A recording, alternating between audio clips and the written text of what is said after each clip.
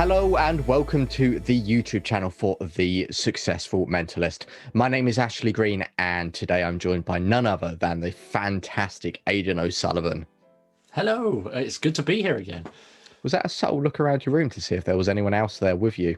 A little bit of a panic. Dunno. A little bit of a panic. A little bit of paranoia going on there. Anyway, moving on.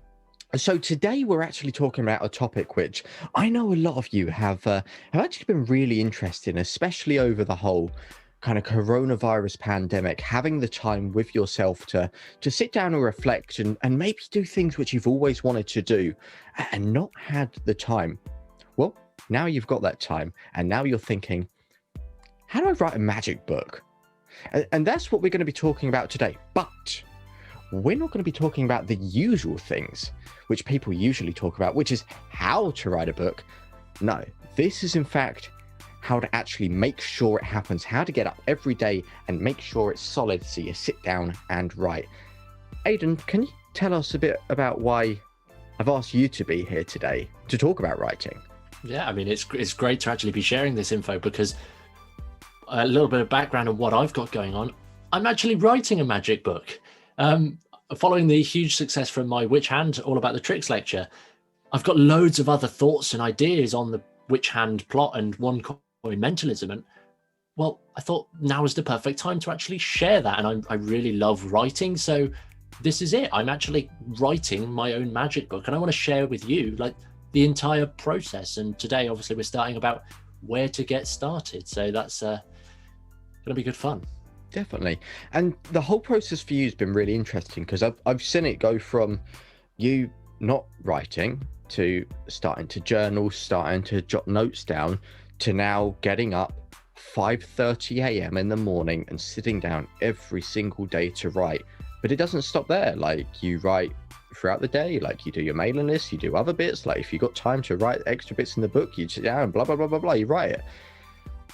I know in one of the previous episodes you was actually on, you spoke a lot about motivation, and I guess a lot of that would apply to this, finding the motivation to sit down and write. But I want to know how you got to that stage. Like, I know nothing about this, which is why you're here. Like, how did you go from no writing to just like you're dedicated to it, like you do all of what I said? Yeah, I mean, it's an interesting world, writing, because not everybody is born to write, and that's a really important distinction. There's that old phrase that everyone's got out there at the minute that everyone has a book in them. Well, I don't think that's strictly true. I think that you should write a book if it appeals to you, if it plays to your strengths. If not, then maybe you'd be better focusing elsewhere to deliver better content. But yeah, I mean, the process to get to this point is pretty much quite simple. I mean, I've got my entire magic development career all in there, learning and obsessing over specifically the Witch Hand plot, which we're just going to use for the purpose of this video. But I've got all of those notes and those ideas there. And I really want to make an impact in the magic world. And again, we're doing this here at TSM, and I'm incredibly pleased that you've actually jumped and created this together with me. And it's fantastic. But what I really sort of need you guys to know from the start is that I've got my big MTP. We mentioned this a few weeks back, but I've got my big MTP, my massively transformative purpose. And if you haven't watched that video, do go back, watch that, because that's going to be really, really helpful about unlocking unlimited motivation. But from there, that MTP, I've chunked it down into a bunch of goals. And one of those goals is quite simply to release the magic book. There's a bit more to it, but it's release a magic book for you guys to read. So here it's kind of lining straight up, but to boil it right down, this is when the hard grind, for the most part, comes in. And before we actually get into sort of the nitty gritty on how I start writing, I do kind of want to go back and just touch a little bit more on terms of the important stuff and making sure it's the right thing, if that is good. By all means, I think that will be really beneficial because, like I say, there's people here and they're thinking they want to write a magic book. So I think understanding everything at this level is so fundamental and really will be of benefit. Yeah, so I mean, the first step from my perspective is to make sure that in order to do anything or any big task and to do it consistently and confidently, more importantly, it has to line up, and you have to have that intrinsic motivation. You can't rely on other people to get you to do the work. You have to do the work yourself. Extrinsic motivations can be things like accountability partners, like you can pair up with somebody to achieve certain, like your own goals, and hold each other accountable and support and stuff. But that's, again, extrinsic. Where I specialize in what my thoughts and focus is intrinsic. Make sure that you are the driver of your own book. So to do that is to get clear on why you want to write this in the first place. And I talk about this a lot. You've probably even heard me if you're a fan of TSM. I've said this in millions of ways, but get clear on the why. Why do you want to write a magic book? And the easiest question to ask yourself is, what benefit is this magic book going to give the community? Is it just literally you selling an idea and sharing a thought? Is that all you're doing? Because if so, maybe there's more to it. And I think that if we just, a slight tangent here, but I think the magic world is very much on terms of the sell the tricks, sell the tricks, sell the tricks. And there's the business of actually selling tricks, and not all tricks are great, but I'm not saying that yours aren't. What I'm saying is that there is a lot more that we can learn from you. So if it's just tricks, think again. I want to learn more, go deeper, find other stuff that you're interested in and bring that in. And once you've got this and you're pairing more ideas and more of your specialisms, you're actually preparing, you've not even put a word to a page yet, and you're gearing yourself up ready to write the best book that you possibly can. And another useful exercise, I've heard that the likes of, say, Tim Ferriss have used this technique. If you was to write just one book, just one, in your entire career, this is the book. And you take that approach to every single book that you write, and you can write multiple, or you can write just one, and it's going to be the best because it's your absolute legacy in that sense. What's your legacy? But slight tangent there, but the real idea that I'm trying to convey is that you have to be completely clear on why you want to write a book. Why do you want to do it? And for me, I've got those reasons. It lines up perfectly to my MTP. So every step, every single day, I know what I'm doing, what that leads to, what the next step is, when that hits the goal, how that affects the MTP, and it chains all the way up. So I never lose focus in that sense. Does that all make sense, Ashley? It really does. And I know obviously people are here like thinking, well, I do wanna write a book, and I do want to publish this trick, but like you've said, like there's more to it. And if you can start putting a little bit more in and start thinking a little bit deeper, and I think that is a beautiful way of actually thinking, like before you start writing the book, if this was the only book, the one book you write, it just means that every piece of content is golden. And therefore, selfishly, you've got to make more sales because people will really resonate with it and think it's a real worthwhile investment and recommend it to other people. So I think that is a real golden tip. I do also want to touch on something. I know you've talked about, and we've spoken about in other places before. Do you think before you actually sit down and write the book, by thinking about all the ideas, all the points you want to cover, like the MacGyver effect comes in?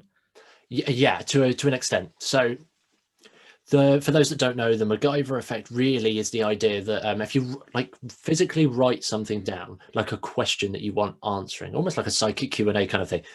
If you write that question down and then you distance yourself from it completely, you don't think about it, you don't do anything with it, you stay well away, you go and do other stuff, your brain is subconsciously making those connections and tying it all up so that when it comes down to actually answering that question, you'll get an idea. You'll know a bit more. You'll feel a little bit more confident in actually answering this question that seemed confusing or anything, because your brain has done all of the hard work. And again, the whole industry of peak performance is that idea that you can get your brain, your body, your mind to work for you, not against you. And this is a perfect way. And in fact, we published a blog post on our site, and I go into a little bit of detail on there about how that kind of plays in. If you want to go to that, that's thesuccessfulmentalist.com/scripting. And you'll also learn mine and Ashley's approaches to writing a script. But it's a full detailed blog post over there. And again, we reference the MacGyver effect in that. Yeah, it's well worth checking it out. So at this stage, if people have watched the previous video, which you very kindly shared on the YouTube channel, they've got ultimate motivation. They've got all the ideas in place. And I'm sat here thinking, okay, the next thing You just sit down and write it? Like, is that all you do now? Like, In short, yeah, it really is that simple. I mean, now you've got your plan, you just need to sort of, in terms of direction, or you know what you want it to be, and you know sort of you really, really want to do this. And what I particularly enjoy about getting this so intrinsic is that if you're not committed to the idea, you won't ever get to the writing stage, and you won't waste time writing like most people do. They just think, right, let's get our ideas to the page, and then they've just dwindled and they lose the motivation, and then they're not interested, or the idea is terrible, or whatever the case may be. But you've done that hard work by this point, just like I have, so that when you start every single day, you could do this. And it doesn't need to be a huge effort. Like, you don't need to be writing thousands upon thousands of words every single day. Genuinely, it can be as easy as you want. yeah, The way I quite simply do it, just to break that down, is I literally give myself dedicated writing time. And again, you mentioned it. So every single morning, I'm up at between 5:30 and 6 o'clock, and I've got 3 hours of undistracted, focused writing time. And that's it. I block that out. No notifications. I don't check my phone. I don't check the internet. I don't do anything. I just sit and write. And how do I know what to write? I go back because I've already planned it. I've planned it not only in the context of the book, but I've also planned it the night before when I'm planning my full day. I know exactly what I want to do, down to the exact subsections. I'm crystal clear, so I can never lose focus. exactly. Like, and the beauty is, like, you're a busy guy, and the reason why you do it so early, because correct me if I'm wrong, but very quickly, like, this is the most important thing to you, to get your words on paper, right? Yes, 100%. So that's why you get up so early, because it's like, this is my highest leverage task. I know I've got all of these things during the day. Well, the only way to get around this, so I don't write at night time where I'm really tired and then I've got no motivation because lack of sleep, get up early. That's the first thing you do, because it's the most important thing. Exactly that. And for some people, you may find that early mornings is not an ideal writing time, and that's okay. I mean, you can do this at any time of day. If you're a night owl, then that's great. Maybe if you got a family and you've got kids to look after, and it comes down to it that in the evenings, when they've all gone to bed and everyone's asleep, that you've got a couple of hours of private writing time, that's perfect right then. The idea is that you should be blocking in consistency. So you need to make sure that you're consistently writing. You're not just writing every so often, and you don't need to be writing the same amount every single day. You don't need to write 1,000 words every single day. That might be a target of yours, but you don't need to do that. Instead, give yourself a small target. All you have to do, and take this as an example, take this exact example if you want, just write 250 words every single day until the book is done. Just 250. That's it. It's not a lot.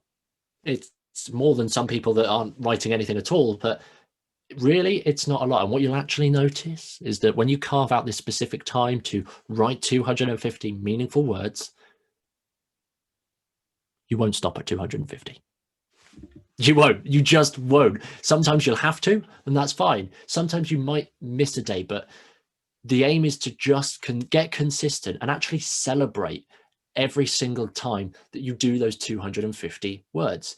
Every single time that you finish that, celebrate, smile, dance, do something. You have to mark the occasion in your head, because neurologically, you're actually then going to become rewarded. You reward yourself in the brain. And if you keep rewarding yourself and give yourself these pleasure chemicals as a result of your writing, you're going to block up more natural motivation from a psychological perspective and a neurobiological perspective, which actually means you're going to keep going, and you're going to build and build and build, and it'll be like a giant snowball effect. Yeah.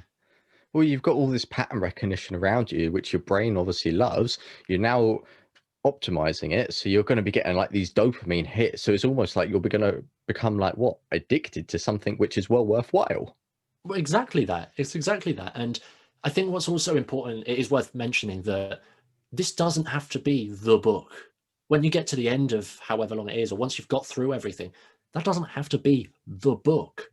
And what's also important, again, is that you do not edit this as you're writing it. You just get the words on the page. You just get those 250 words. And my personal approach for writing my book at the minute is quite simply, I'm just writing. I've got a plan. Every week I'm writing X number of routines or essays, or I'm just writing a plan. I'm following my plan, doing it. Every other week, I'm actually sending it. And this is the important point. I'm sending it to close friends for honest feedback. For example, an essay that I've written, I'm sending that to 3 different close friends so that they can read, give me feedback. Does it make sense? Is it written kind of well? Do they understand the point I'm making? Is there anything I should take out or add? And that feedback is going to stop you writing and releasing something that is mediocre. Like, you can really get clear and know from peer feedback, trusted peer feedback, that your work is going to be great. And that's the process that I'm doing. I'm getting that immediate feedback. But here's the thing. I know you're probably thinking, actually, well, it's simple, right? You write something, send it to someone, get their feedback, make the edits, move on. Do not make an edit. Do not touch it. Wait. This is my present. I'm waiting. I'm making the notes and I'm getting crystal clear on what needs changing, but I do not change a thing until at least a few days after I've finished it or got the feedback. But my approach is I'm only editing it after everything is done. Because if you start editing bit by bit, you're slowing down the process and you're actually slowing the book down. Get the whole thing written and then go back, make the changes and start improving it from there. That's my approach anyway. That's very clever. I think you shared some real insight. And again, like, I always wanted to keep these videos short, but there's just so much information shared. And I think from like a point of like all you guys watching this, like, if you want to write a magic book, it's one thing to just go, okay, I've learned how to write a book. I'm just going to sit down and write it. But this is the information which you need to actually make sure that you do write it. You're consistent with your writing. You don't have those days where it's like, oh, I can't be bothered to write. Like, you brought up a brilliant quote, a brilliant thing about just writing so many words. And it reminds me of something Jim Quick says for people who want to read more. Just pick up a book, read 1 word. Why? Because you're not just going to stop at that 1 word. You're going to carry on. And it's like almost, I don't know, I don't want to say it, but it's like you're almost tricking your brain into doing things or using it for your advantage. But I think you shared some real gold. Before I wrap up today, is there any last minute things which you want to say to the people out there who are really pumped now, who are going to sit down after this, who are going to schedule in the time to write their magic books and eventually release those to the market? I think really, so long as you've lined up those intrinsic motivators and you've got your consistency writing plan in place, you're going to go places. It's just simple because it becomes automatic, and that's what you want. You don't want to slow yourself down, speed yourself up just like you have. And if it helps, find those extrinsic motivators. Go and get an accountability partner. Drop us a message and let us know that you've watched this video and now you're doing it. Tell us this stuff. Engage with our community and tell other people. Maybe there's 2 people, including yourself, that want to write a magic book. So why not just write your books together? Do something crazy like that. But I really can't wait to hear and see what you guys put out there as a result of all of this. Beautiful. Well, thank you so much, Aidan, for obviously taking the time out of your busy schedule to come on the YouTube channel, share the beautiful insight that's inside your brain. I really do hope that you guys have managed to take some stuff for us from this. Let us know, do you have any questions on anything that Aidan said? How has this benefited you? Do let us know, whack a comment below. We would love to hear. I know Aidan's going to be monitoring the comments like a hawk, but only in his scheduled time because he's efficient. Again, if you guys do enjoy the content we're putting out on the Successful Mentalist YouTube, do make sure to like, comment and subscribe. Come on, it's all the usual stuff just to boost the algorithm so that we can reach more people and affect more people, and hey, more people will put more magic books on the market and get more motivated. So you're helping us help you. Easy as that, guys. With that said, I want to say we'll see you next week. Take care and stay safe.